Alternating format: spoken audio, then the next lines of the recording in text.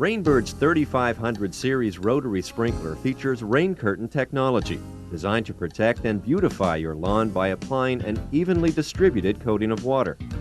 And because it's from Rainbird, you know you've got a quality product and an unrivaled value. When your system was installed, it was preset to water your landscape without any significant overspray onto sidewalks, walls, or flower beds. But if you should need to adjust the sprinkler's watering distance of throw, you can use the radius adjustment screw. Turning the screw clockwise will decrease the distance of throw by up to 35%, while a counterclockwise turn will increase it up to the nozzle's maximum range. You can also adjust the arc of coverage on the 3500 series rotor anywhere from 40 to 360 degrees. While the sprinkler is running, find the arc adjustment screw on the top of the head. It's the screw located opposite the nozzle stream. Notice the bidirectional arrow and the plus and minus symbols. To increase the arc, turn the adjustment screw clockwise toward the plus sign.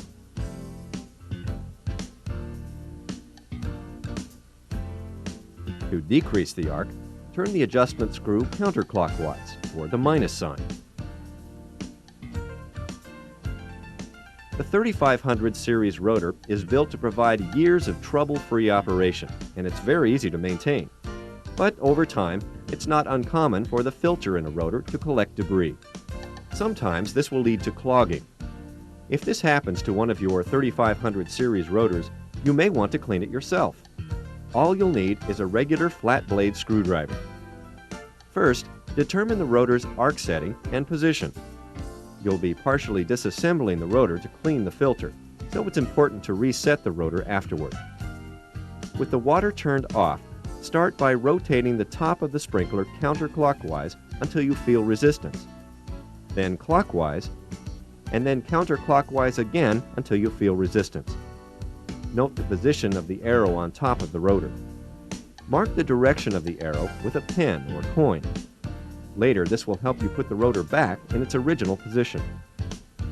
Now, turn the entire upper portion of the sprinkler in a counterclockwise direction. Make certain that you're turning only the top portion of the sprinkler head, while the body or case remains stationary.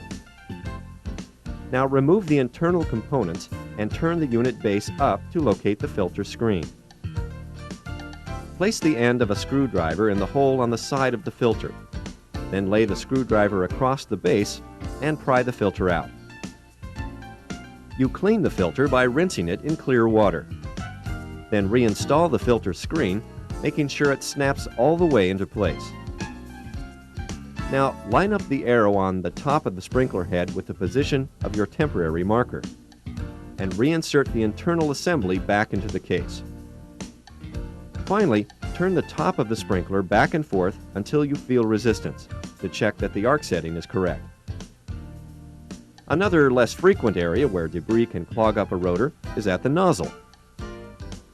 To clean the nozzle, first find the slot on the side of the stem and use the screwdriver to lift it high enough to grasp it with your hand. Next, find the radius adjustment screw located directly over the nozzle. Turn it counterclockwise until it's no longer holding the nozzle in place. Now you can remove the nozzle.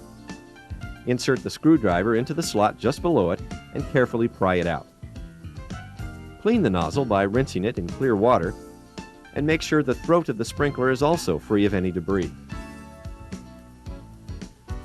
Now replace the nozzle and tighten the radius adjustment screw until the nozzle is again held in place.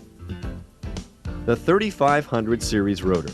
Convenience, value, and performance.